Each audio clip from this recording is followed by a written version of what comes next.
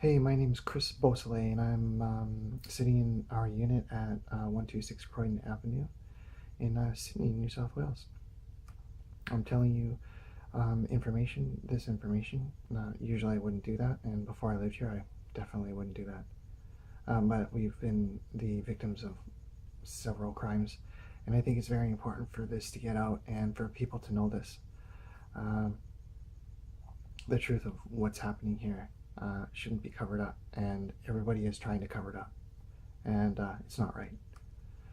Uh, Especially when these people are church people going to Bible college. Okay, that's a nice lead in. The Anglican Church owns most of the building that I live in. The Anglican Church owns, I think, maybe, I don't know, 12 or 14 out of the 19 units. It's a building of 19 townhouses. I think the church owns 75 to 85%.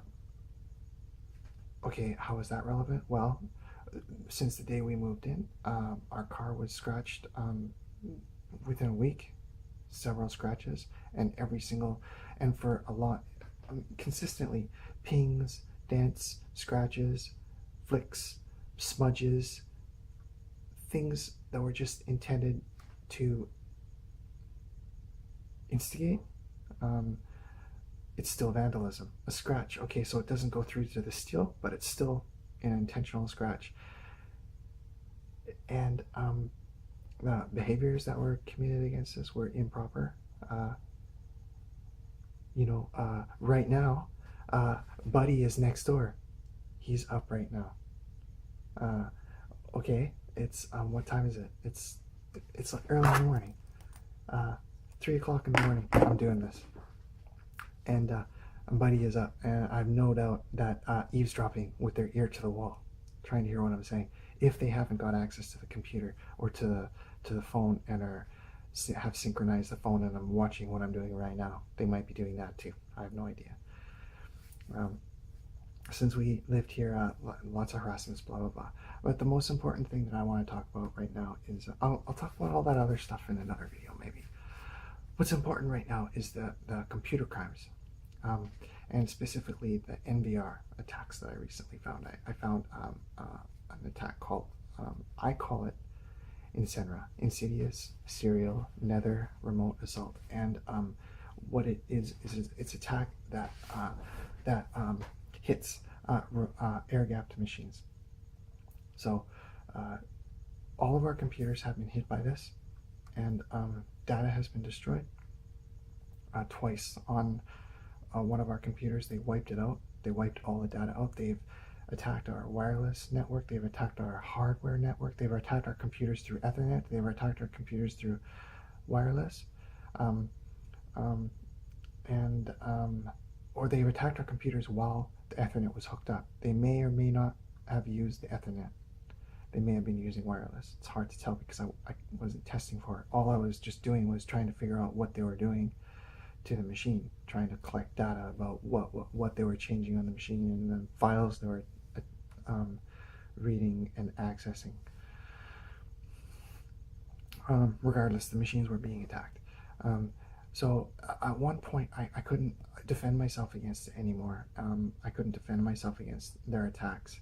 So what I did was I took the computers apart and I took out the wireless and I took out the Bluetooth. I took the cards right out and put them together. And for a while, for a couple days, the computer environment was sane. Buddy next door there, I keep pointing, I keep going there. Right on the other side of that wall is a mathematician graduate from Adelaide University, graduated honors, and he's also a computer scientist.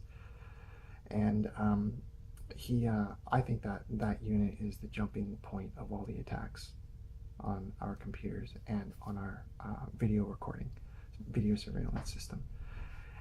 He's not the only one though, because he has lots of help. If he can't do something, there's always somebody close by that helps him, and that's what I'm talking about right now. At one point, I removed all the cards, as I said. I thought I had a sane environment. I thought I had succeeded on keeping them out. However, he had a pouty fit, a temper tantrum. He went away for the weekend. A stranger stayed in that unit because I heard them walking around, heard them shuffling around in the dark. go out to look and see if there's anybody there, and the lights are all out, so someone's walking around and shuffling around in the dark, going to and from the unit to other units. But definitely a stranger in there. And when, we'll call him Foley, came back, the computers are being attacked again. So the new guy went in there while Foley was away, and the computers were being accessed within 14 hours. These are that's too quick a turnover rate to be a reconnaissance exploit, and then continued activity attack. So I'm guessing that these are template attacks. I'm guessing that these are pre-made attacks, like pre-baked attacks. They've already done the research somewhere else, and they're just bringing it onto site. They're just bringing the attacks that they've developed elsewhere, they're bringing them on site, and they're using them to attack us. That's what I think it is. And I think that it was a learning experience. I don't think this guy has any interest in the Bible. I don't think he has any spiritual interest at all. I think he's interested in the computers. There's no way that you could do like this course load here and have an active hacking life like that guy does. I think he's interested in the computers. I think it's going to be a case of Rufus Black. Rufus Black is an Anglican, and he's an ethicist, and he was an advisor for Tony Abbott, and he's pro-metadata. And this Anglican movement right now in Australia, you don't know about this, but there's a huge Christian Anglican movement, and it's extremely tech-oriented, extremely computer-oriented. And these assholes with this Incenra, they can attack any computer. I told you that wireless was removed, Bluetooth was removed. These bastards were still attacking it, and attacking it with root level. There was nothing that could be done to stop them. Nothing. Nothing. No firewall, no intrusion detection system. I have no idea what can stop these bastards. What can stop this attack? I mean, how can you use your computer if someone else is in it? How can you write something if someone else is reading it? How can you learn in an environment like that? It's terrorism. It's complete and utter terrorism. These fuckers, these pluckers are, these chicken pluckers, turkey pluckers, these bird pluckers are terrorists. They're techno-terrorists. They're technological terrorists. There's no other way to put it. It's not Christian. It's not good. And people going to Bible college should not be behaving in that way. And the worst part about it is that everybody is bending over backwards to cover this up. I've gone to the police. They don't care. I've even taken this ICAC, and they're not interested either. I think they're being covered up. And it's funny because one of the people who are attackers, Foley's buddy over there, was student minister at St. Matthew's Anglican Church in Manly. And guess who goes to that church? Google. Yeah. Premier Mike Baird of New South Wales goes to that church. So we got a real close connection between one of the people that were hacking our internet, or not internet, but computers, and helping with that attacks on our computers, and helping us, a group of students here, in their constant attacks on our household. And you've got a close tie to a extremely high-ranking political official who's friends with Tony Abbott, whose personal advisor is Rufus Black, who's an Anglican. Look, these Anglicans, I think, have an interest in using this Incenra to attack opposition, to attack journalists they don't like, to steal ideas, to steal inventions, to make some money, to make lots of money, and get rid of anybody who doesn't like it. Now think about it. You got a computer. It belongs to, hey, Steve Wozniak is going to come here. He's already teaching at University UTSC, University of Technology Sydney, UTS. Steve Wozniak is going to come down here. He's going to teach there, and he's already associate professor. I don't think he gets taught, but they're dying to have him here. Well, why? Why do they want Steve Wozniak here? Well, with this Incenra, they can crack his computer. They can get into his computer, and they can do anything they want. They can steal his ideas.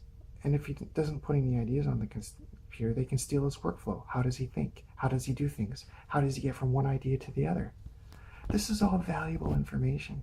Really, really valuable data. And that's Mr. Wozniak's personal stuff. That's his personal life. They have no right to get into his computer, or into his head, or into his thought process, or his editing process. It's none of their freaking flipping plucking business. It's not. And yet these bastards think that they have a right. Why? Because they're ethicists and they can justify it with their precious little ethics. Like a murderer justifies murder, or a coke dealer justifies coke, or I'm an addict and I justify doing coke. It's not right what these people are doing. The crimes they've committed against us are completely antisocial and psychotic. Not to mention a breach of every single human right that I think that people should have. So the attacks talked about a little bit about the past, a little about the history. Now we'll talk about the NBR. So now that we're going to talk about the NBR attack, the NBR is a network video recorder, and I had noticed glitches in the channels, tampering with the channel feeds, and missing footage. And then I actually saw footage deleted. I saw people walk by, noted the times, went back, and it was gone. The footage was deleted, and there were other anomalies in the footage as well. Now, in the video feeds as well. This footage is not good. I'm sorry, I don't have a computer anymore. And even if I did, they would get into it and they would know what I was doing. They probably are into the phone. Maybe they've synchronized the phone to another phone. I wouldn't doubt it. I mean, they're with the government and they're working, in my opinion, they got close ties with the government, and the government actors are helping them. And I think that many of these people will probably end up working for the government after they're done here and they got that precious little Bible college degree. You can trust me now. I'm trustworthy. I'm working for the government, and you can trust me inside your computer. I won't steal too much shit. I'll just steal what's really valuable. Okay? So anyways, what we have here is a failure to communicate. No, we don't have a failure to communicate. What this is just complete. We have deletion of video footage, and we have one frame. We have one frame, an object is superimposed on that frame, or an object is placed. Now there's two possibilities. Now one possibility is that someone walked by as marker video and dropped an object, and then they deleted that segment, that sequence of frames. Another option is that they actually accessed the video and superimposed an object onto the video to make it look like it was there when it really wasn't. They superimposed it for 1 second, or for one frame, 1/25th of a second. I don't know, and I don't care which one it is, but what's important is they're manipulating the data, they're manipulating the video. So if they want to superimpose something on the video, they've shown that they can. If they want to delete something from the video, they can. I know that they can delete video because I've seen people being deleted. I've seen time marks. I've marked times, gone back, and the people are gone. They've been deleted. So they can delete footage from a remote.